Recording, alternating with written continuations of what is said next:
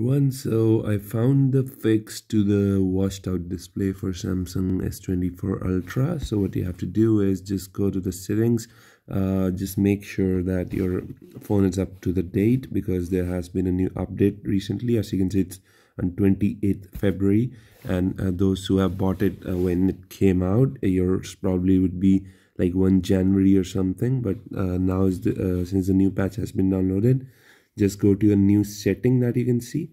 Okay, it's up to date. So just go to display, and then under display scroll down and go to vivid.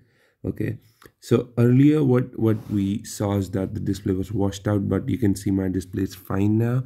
So what you have to do is go to advanced settings, and you can see this new bar called vividness. And if I go down, my display gets washed out again. And if I keep it up, my display is back to normal like it was supposed to be. So this is the fix. If you like it, just like the video and give me a subscribe, thumbs up. Thank you.